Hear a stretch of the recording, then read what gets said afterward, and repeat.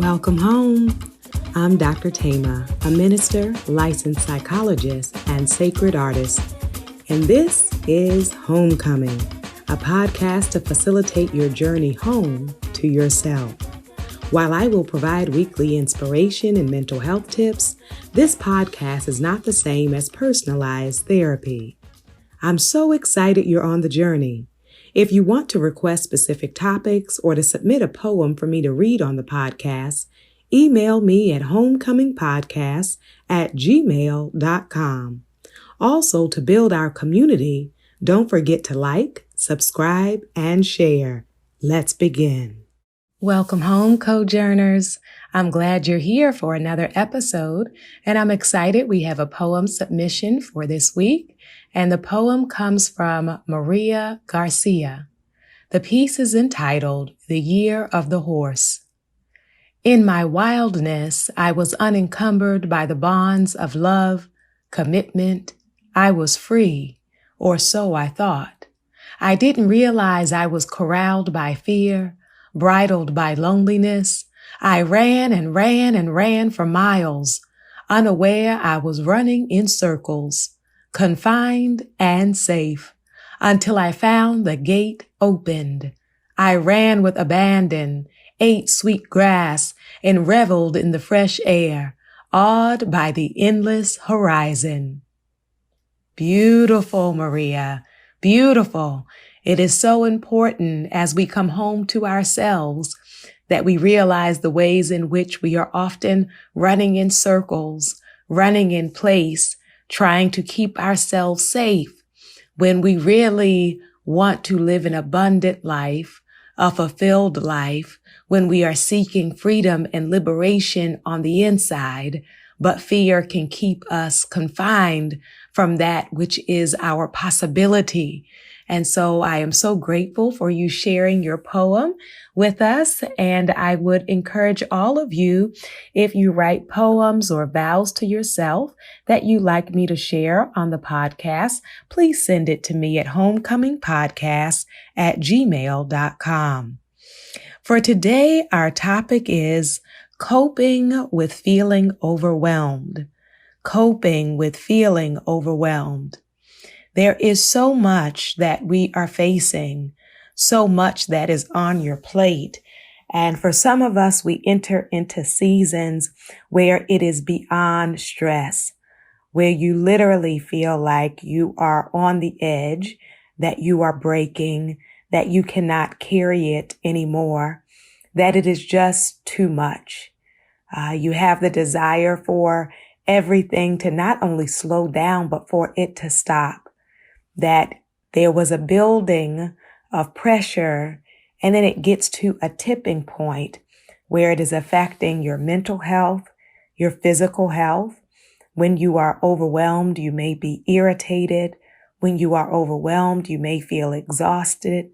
When you are overwhelmed, it may show up with insomnia and loss of appetite. When you are overwhelmed, you may be resentful or angry. And most of all, you are fatigued, that kind of bone tired, soul tired, that a single nap will not fix. And so for those who are overwhelmed, I hold this space for you in this moment to know that I see you and that you are not alone, that there are so many of us that have been stretched thin, that are carrying so much. And we want to give ourselves compassion, but also we need some concrete strategies in order to not only cope with the feeling of being overwhelmed, but actually shift our lives so that we are not living from that place perpetually. And this is particularly challenging in the midst of a pandemic. And for many of us, this feeling of overwhelm did not start in this season. For some of us, it is something we return to many times, that it is seasonal for some. And then for others, you may have crafted your life in such a way where you are perpetually overwhelmed and stretched thin. And sometimes it is not by your own doing, but by life circumstance. And so I know some of you, as you're listening, are saying, I didn't sign up for all of this. This is my life. These are the cards I was dealt. This is the circumstance of my birth or my employment or my family life or my finance or the political environment in which I live, the culture in which I was born, that this is the body in which I dwell. And with that comes demands on my labor, demands and expectations that are heavy. And so I invite you on today to start with cleansing breath, to tune into your breath, because often when we are overwhelmed, in that panic, we can even hold our breath and hold ourselves tightly or rigidly. And along with taking breath, I invite you to give yourself permission to step away from something. That many of us are doing too much. And when we're trying to do too much, we end up letting a lot of balls drop, that we are not even performing at our capacity, that we're not doing what we could do because we have nothing left to give, that we are in a place of running on empty, and you cannot go very far when you are empty. And so I wonder if on today you can give yourself permission to step away from something. That might look like taking a mental health day. That might mean changing your mind about a commitment you have made if you are overcommitted. That may mean going to take and lay down and take a nap. What can you step away from out of all of these things that are demanding your time and your attention and your energy, and you don't have enough time, you don't have enough attention, you don't have enough energy to do everything? And so for my own wellness, and so that I can do some things well, I choose the holiness of no, the sacredness of no, of learning how to set boundaries out there so I can have wellness in here. I want to let you know that you have nothing to prove, that you are already enough. And sometimes we end up in these cycles of overwhelm because we feel driven to prove to ourselves or to others that we are productive, valuable, adequate, smart, that we are a quote unquote good person. And it can really be to the neglect of our own souls, the neglect of our emotional and physical and even spiritual health. And so I encourage you to make a commitment on today to give a holy no, to give a sacred no, to set a boundary, to step away from something so you can step back into the sacredness of yourself, to step away from something or someone so that you can come home to yourself. That as long as we are running around out there, chasing that which is just beyond the next corner, we are often running farther and farther away from ourselves. And so I invite you then to expand with courage the list of things that need to be removed from your responsibilities or your assumed responsibilities or your to-do list. We started with one, stepping away from one thing, but when you are overwhelmed, I am clear that there is more than one thing that needs to be removed. If it was just one thing that was causing a little stress for you, I know that you could manage. You could juggle it depending on what it was and the severity. But when there are many things that continue to show up and pull at you, I wonder if you can add to that list some additional things. And I want you to know a no for now does not mean a no forever. Sometimes we have opportunities or offers or requests that are some things we would actually like to do.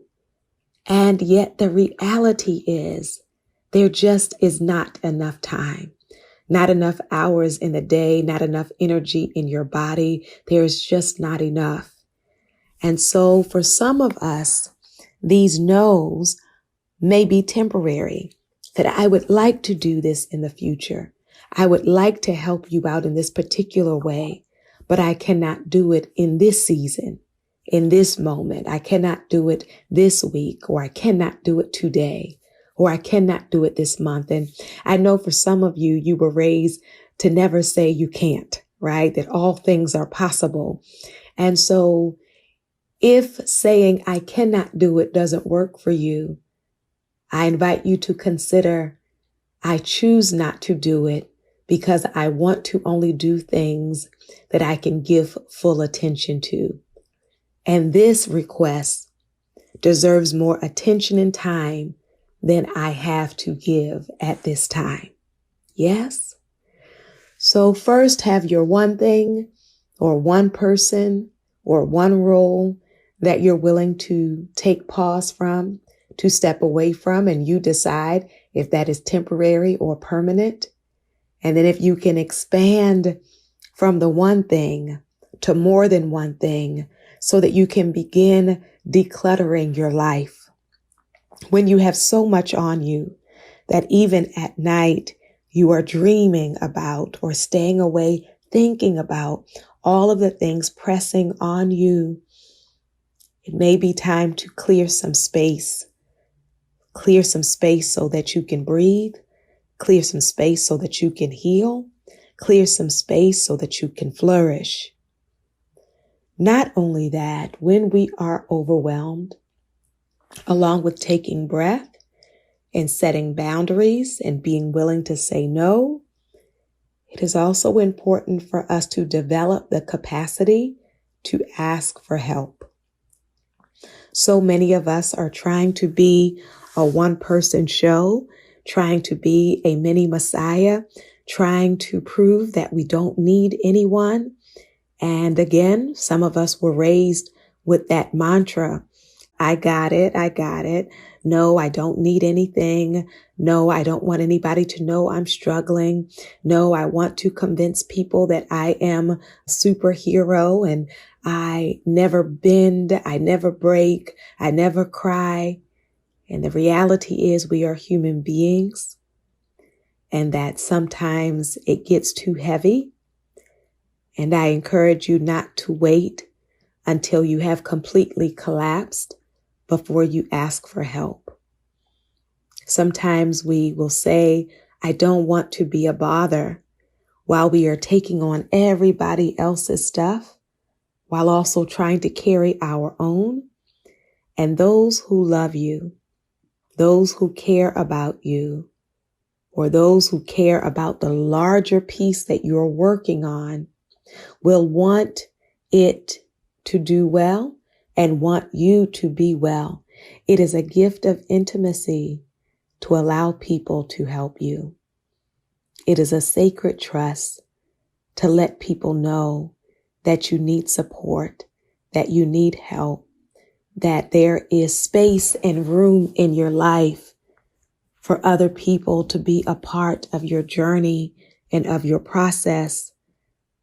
So I encourage you to think about who are the people or who is the person that you're willing to risk asking for help, and what are the concrete ways, the specific ways in which you would like their assistance. Some people are willing to help, but cannot read your mind or don't want to overstep your boundaries. And so they are waiting for you, looking for you to say how they can help. Now, for some of us, this will mean healing ego. And when we are ego-led, then we can feel like I feel important when I am stretched. Some people feel important when they're overwhelmed. Some people feel important when there is so much going on at the same time, and yet balls are dropping, right? Health is crashing. And so for us, as an act of humility and care and compassion for ourselves, for us to be willing to open the door and to let other people in. And that may be a family member, a friend. It may mean reaching out to a mental health professional, a therapist. It may mean reaching out to get help with what you need to do at work or what you are doing around your home. It may mean seeking out help and support for your children or for your community. Whatever work you are doing, if there is a way that you can invite people to help you carry it, it can give you some breathing room. So not only is it important to ask for help and to interrogate within yourself, to question what your hesitation is to asking for help. And often it is based in overgeneralizations that you'll say, well, I asked before and people let me down. Well, one, that was then, this is now. Two, those were the people you asked then. So I'm not saying to ask the same people. It may mean to look for other people, whether it's other professional people, whether those are other friends, reaching out to other relatives so that we extend our circle and see what is possible. So consider not living from the wounds of disappointment and being willing to ask for help. And for some of you, it was not disappointment, but you received messages growing up that you can never show weakness and that you have to always present as if you have it all together. And I want you to know that is unsustainable and it is also unnecessary. That in our humanity, that there is something both healing and empowering in actually letting people in. And when I let people in, it does not only mean I let them in to celebrate my wins, but I also let them in to get support when I am tired, when I am frustrated, when I am overwhelmed. And as we think about this experience of being overwhelmed and not letting people see, that a part of our healing will be in expressing it. And so not only with words, but some of us have unshed tears. And so even if as you're listening on today, if you want to embrace yourself with a hug, if you want to place your hand on your heart or your belly, or place your face between your hands, and just take a moment to breathe and see what may come up in the body. Sometimes when we are overwhelmed, the body will have a tremor or a shaking. Sometimes when we're overwhelmed, there are tears that come. Sometimes when we're overwhelmed, we have migraines or nausea. And so tuning into how your body is communicating to you, enough is enough.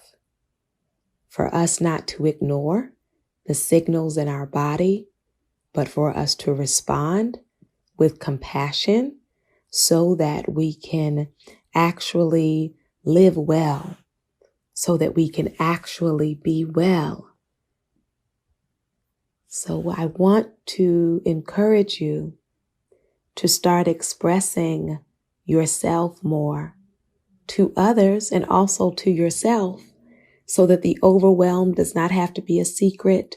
The overwhelm does not have to be a shame, but that there ought to be some sacred place some sanctuary, some refuge, some real friends, some real loving, trustworthy partners where you can tell the truth about what you are feeling and not have to package it, not have to perform, not have to present it in a certain way, where we can be real.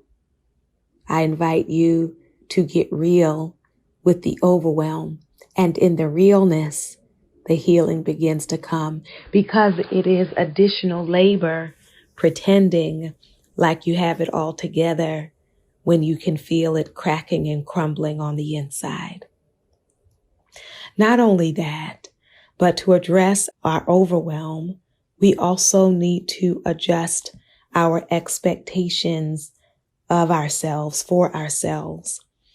That for many of us, it is not just that other people expect too much, which is when we need to set those boundaries, but it is also what we expect of ourselves, that we can treat ourselves like machines. We can treat ourselves like robots. We can erase our own needs and ignore our own anxiety and fatigue and continue saying yes to things that are beyond our capacity, and then demanding of ourselves to stay up late, to wake up early, to skip meals, to do whatever we need to do for these 1 million things, and then adding 1,000,001.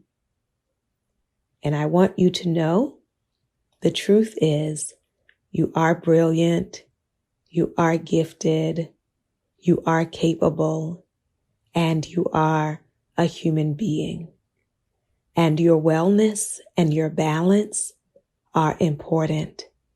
And so it is not just about what is the most I can do in any day, in any week, and packing my schedule to capacity, but it is giving myself grace, compassion, patience, love, so that I do not add burdens to my own back, that I do not participate in my own dehumanization, that I do not participate in my own oppression and subjugation, that I do not participate in the abusing and misusing and overusing of my own body temple. And so I hope you on today will make some shifts, some changes in your expectations, not only what you want to do less of or require less of for yourself, but as I shift my lifestyle, I want to create time for more of some rest, more for joy, more time and space in my life for imagination, more time and space in my life for love, more time and space in my life for healing, more time and space in my life for play. Yes. So as I adjust my expectations, I look at what I want to stop requiring of myself, demanding of myself. And also, I want to begin to expect for myself, to anticipate for myself a life that I love, to create, to co-create, to manifest a reality that has some peace in it, that has some joy in it. And so this is a way releasing my overwhelm, not in the moment, but in my lifestyle, so that it is sustainable. There are also things we can do in the moment when we are feeling overwhelmed. We can go for a walk. You can watch a funny show. You can call a friend and either talk through strategizing how to deal with everything you're carrying, or also have conversations with friends that are a distraction or a detour from all of the worry Sometimes you just want to shift your mind, your focus, your attention away from your to-do list and just talk about the things that will make you smile and things that will make you laugh. In the moment when we read for pleasure or listen to a podcast or listen to music, this can be a way of releasing that sense of overwhelm. Connecting with nature can be another way of settling ourselves. To go and stand next to a tree, feel the strength of that tree, the presence, the longevity of the tree, the rootedness of the tree, and just stand and be present. You might lean your back against the tree. You might sit down under the tree. Communing with nature is a way of reminding ourselves how large the universe is. And when I think about how large the universe is, it puts some of my worries in perspective. That maybe some of the things that I am making so large in my mind are not so large in the grand scheme of things. And so we think about releasing our overwhelm, both in the present reality and in the long term. There are ways of also reminding us and restoring our hope and our faith by feeding our spirits and looking at the things that inspire you, whether those are the stories of people who have made a difference in the past or the present, reading about their lives, watching documentaries, getting in the presence of friends that inspire you, looking online at videos of people talking about their life journey and how they address the obstacles that are similar to your obstacles. And so nourishing our spirits in prayer, for some of you in fasting, in meditation, in reading. What are the ways I can feed my spirit so I am not constantly in a state of panic, so that I am not constantly in a state of running, as our poem said, running in circles? We also are aware that touch can be calming and healing. We talk about the presence of others as being a source of co-regulation that can help to calm us. And we also know not only the presence of others, but touch can be healing.